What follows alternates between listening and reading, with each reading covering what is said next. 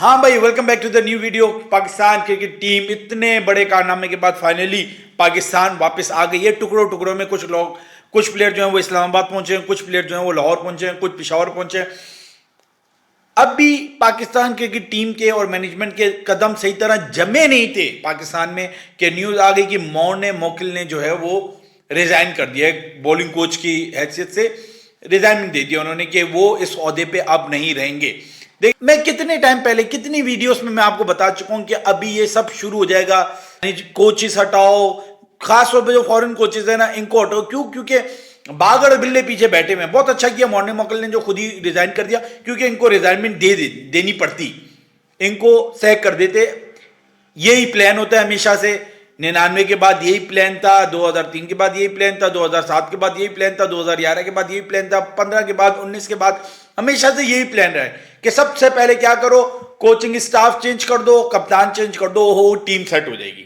भेड़िए बैठे हुए पाकिस्तान क्रिकेट टीम के लेजेंड्स जो चाहते हैं कि भाई कोचिंग हमें मिल जाए। एक चाहता है मुझे मिल जाए, दूसरा चाहता है मुझे मिल जाए। ये टोलियां बनाई हुई हैं उन्होंने, 3-4 ग्रुप हैं और यही चलते रहते हैं। यही हमेशा, कोई एक वापस आता है और दूसरा उसको रिप्लेस करता है, यही चलते रहते हैं। कोई नई सोच नहीं आ रहा, कोई नया दिमाग नहीं आ रहा। जो अच्छे लोग लेकर भी आते हैं ये लोग एज अ बैटिंग कोच या बॉलिंग कोच, उनको ये बड़े लंबे टाइम के लिए कॉन्ट्रैक्ट देते नहीं है। अब जका अशरफ साहब ने जिस किसी को भी अपॉइंट किया ऑस्ट्रेलिया सीरीज के लिए, तो वो लंबा इसलिए नहीं रुक सकेगा क्योंकि फिर या तो नजम शेट्टी आ जाएंगे या कोई और आ जाएंगे, इलेक्शन अभी होना है। तो मेन मसला ये है कि जितना हम कप्तान चेंज कर रहे हैं, जितना हम मैनेजमेंट चेंज कर रहे हैं, हम बोर्ड को कुछ नहीं कह रहे। चेयरमैन का काम नहीं है क्या? चेयरमैन कोई ऐसा होना चाहिए ना कि यार हाँ, ये चेयरमैन आया तो 10 साल तक ये चेयरमैन रहेगा। मुल्क के भी वही हालात हैं जो क्रिकेट टीम के हालात हैं। मुल्क भी हर 4 साल बाद कोई ना कोई नया चेहरा आता है और वो नया कुछ करने की कोशिश करता है और वो आदमी छूट जाता है। तो भाई आपको टाइम देना पड़ेगा, टीम्स ऐसे नहीं बनती। और जो लोग कह रहे हैं ना कि सिस्टम चेंज करने का पड़ेगा, सिस्टम चेंज करना, कल मोहम्मद आमिर ने, मैं तो हैरान हो गया कि मोहम्मद आमिर इतनी समझदारी वाली बात भी कर सकते हैं। कल उसने बात करी हाशमी के शो में, बहुत ही जबरदस्त बात लगी मुझे कि इसी सिस्टम से हम 2009 भी जीते हैं, इसी सिस्टम से हम 92 का भी वर्ल्ड कप जीते हैं, इसी सिस्टम से हम 2011 में भी सेमीफाइनल में गए थे, इसी सिस्टम से जो है हम चैंपियंस ट्रॉफी भी जीते हैं। तो सिस्टम वैसे ही रहना चाहिए।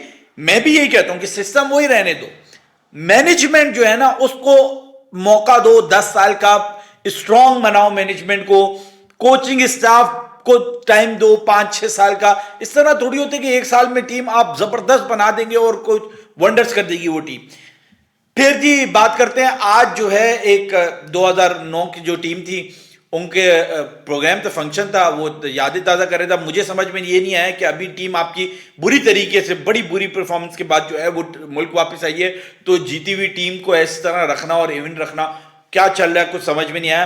तो खबरें ये आ रही है कि मोकिल को जो है वो उमर गुल रिप्लेस करेंगे, जो कि बहुत अच्छा एक ऑप्शन है। आज उनसे पूछा भी गया उसी मीटिंग में, किसी सहाफ़ी ने उनसे पूछा कि आपका नाम आ रहा है, तो उन्होंने कहा मुझे तो पता नहीं, अगर आएगा तो मैं ये चाहता हूं कि मुझे बिठा के पैसे ना दे, सिर्फ मुझसे काम ले।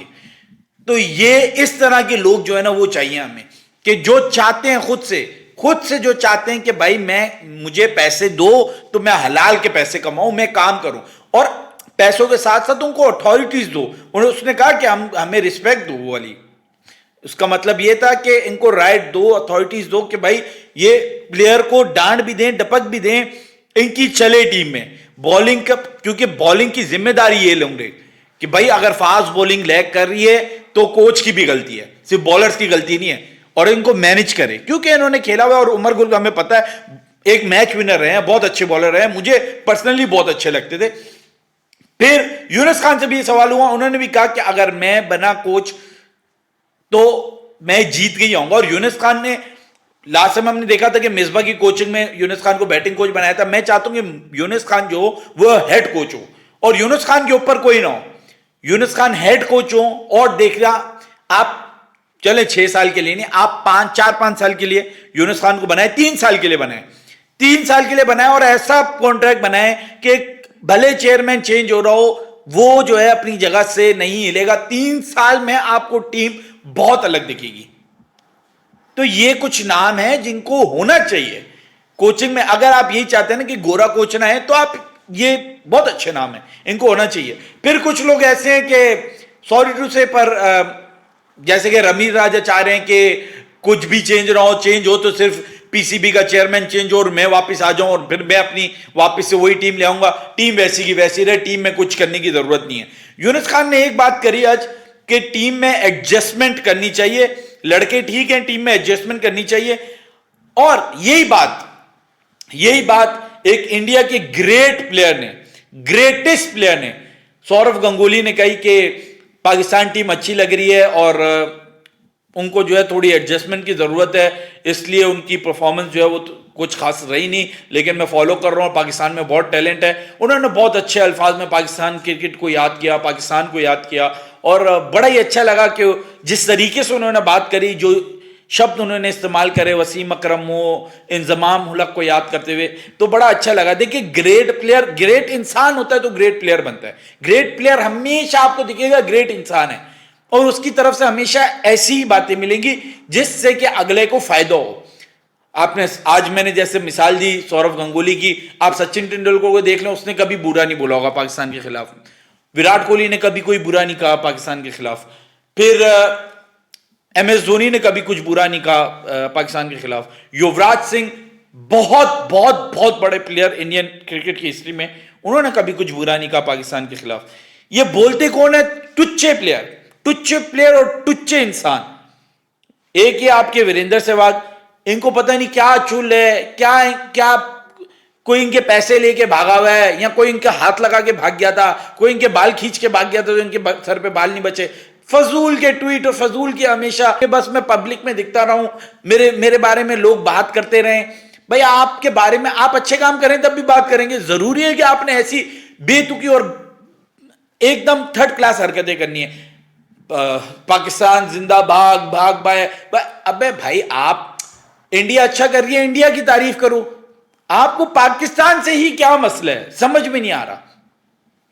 फिर एक वो है इरफान पठान, अब उनको तो हर वक्त साबित करना पड़ता है ना कि मैं इंडियन हूं, तो वो साबित करने के लिए वो पाकिस्तान के पीछे पड़े रहते हैं। वो भी कोई बड़े प्लेयर नहीं रहे, तुच्छी हरकतें करते रहते हैं, पाकिस्तान के खिलाफ बोलते रहते हैं। पता नहीं किसी ने उनका भी यही था शायद, पाकिस्तान आए थे तो किसी ने पैसे नहीं दिए उनका काम तमाम करके। यही वजह नजर आती है मुझे, और तो कोई वजह नजर नहीं आती। तो थैंक यू सौरव गंगुली। ऐसे और भी प्लेयर्स हैं इंडिया के, तो उनकी हम भी रिस्पेक्ट करते हैं। बहरहाल, मैं आपको ये बता रहा था कि लोग कैसे बदल रहे हैं। अभी देखें, मुझे शाहिद अफरीदी की एक बात बहुत अच्छी लगी कि उन्होंने शुरू से इस टीम को सपोर्ट किया था। आज उन्होंने एडमिट करा कि मैं इनको सपोर्ट कर रहा था और मुझे उम्मीदें थी, लेकिन इन्होंने अच्छा परफॉर्म नहीं किया। उसने, शाहिद अफरीदी ने दूसरों की तरह ये नहीं बोला कि जो बोल रहे थे नंबर 1 टीम है और यूं है फलाना है, वो फौरन पलट गए। जिन्होंने ये टीम बनाई हुई थी, जिन्होंने इन लड़कों को इतना सुपरस्टार बनाया था, वो फौरन पलट गए कि ये तो थर्ड सी टीम से खेल के जो है ये नंबर 1 बने हैं, डी टीम से खेल के नंबर 1 बने हैं, आप इस स्ट्राइक रेट से कभी भी नहीं टीम अच्छी बन सकते। भाई, ये बातें आपको पहले ही करनी चाहिए थी ना। ये बातें आप पहले करते तो अच्छे लगते। आप सेफ साइड पे हमेशा नहीं रह सकते। अब आपको कोचिंग चाहिए तो आप ये बड़ी बड़ी बातें कर रहे हैं। मैं मिसबाह उल हक की बात कर रहा हूं। फिर एक और शख्स जिसको बॉलिंग कोच बनने का ना बहुत ही शौक है, आकिब जावेद की मैं बात कर रहा हूं, जो लाहौर कलंदर्स के ये कोच हैं। इनका कुछ महीने पहले कहना था कि शाहीन बहुत जबरदस्त बॉलर है, क्योंकि लाहौर कलंदर उसको लेकर आया। फिर हारिस बहुत जबरदस्त बॉलर है व्हाइट बॉल क्रिकेट का, क्योंकि उसको लाहौर कलंदर लेकर आया। फिर वो कह रहे, उनका मानना यह था कि नसीम शाह से अच्छा बॉलर जो है व्हाइट बॉल का वो जमान खान है, जमान खान को लाना चाहिए। और आज वो पलट के कह रहे हैं, मैंने तो कभी बोला ही नहीं था कि हारिस जो है ये 50 ओवर खेल सकता है। हमारे तो फोकस ये होता है, क्योंकि हमारी लीग 20 ओवर्स की होती है ना, तो मेरा तो ये मानना था कि T20 के बहुत अच्छे बॉलर हैं। अब इनके कहने के दो मतलब हो सकते हैं, या तो ये अपनी बात से पसड़ गए कि ये एक्सेप्ट ही नहीं करना चाहते कि मेरी गलती है, और दूसरी वजह ये भी है कि आगे T20 वर्ल्ड कप आ रहा है, तो ये चाहते हैं हमारे 3 लड़के खेलें, क्योंकि वो T20 स्पेशलिस्ट हैं। यही बात सौरव गंगुली ने भी बोली कि प्लेयर्स को, बॉलर्स को खास तौर पे 23-23, 25-25 ओवर करने पड़ेंगे, नहीं तो 4 ओवर का बॉलर जो है वो लॉन्गर फॉर्मेट में कामयाब नहीं है। और मेरा भी यही मानना है कि हमारी टीम जो है वो T20 की बेसिस पे बनी हुई है, तो चेंजेस करना बहुत जरूरी है। अच्छा, अब ऑस्ट्रेलिया की सीरीज आ रही है तो बहुत लोग आजकल शान मसूद बड़ा परफॉर्म कर रहे हैं, साइम अयूब का बड़ा नाम उठ रहा है, कहीं कहीं जगह पे सरफराज का भी नाम उठ रहा है, तो लोग कह रहे हैं कि जी शान मसूद को कप्तान बना दो, ऑस्ट्रेलिया के लिए शान मसूद को कप्तान बना दो। देखिए, मेरा मानना यह कि आपको ब्रेन स्टॉर्मिंग करनी चाहिए, आपको पहले कुछ प्लान करना चाहिए कि इसको हमने कप्तान बनाना है और इससे हमने क्या काम लेना है, किस तरह से टीम चलनी है, क्या टीम कॉम्बिनेशन होना चाहिए। एक कप्तान को हटा देने से जो है वो कभी टीम अच्छी नहीं चलेगी। देखिए, मैं इस बात के खिलाफ हूं कि जो भी हम टूर्नामेंट हार कर आते हैं तो कहते हैं कप्तान को हटा दो, कप्तान को। बाबर का केस अलग है, बाबर में तो वो गुण ही नहीं थे, वो जरासी भी नहीं थे कप्तानी वाले यार।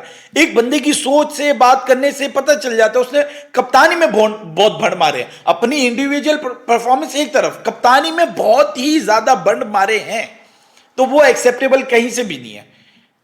रमीज राजा अभी भी पड़े हुए पीछे के, बाबर को रहने दो।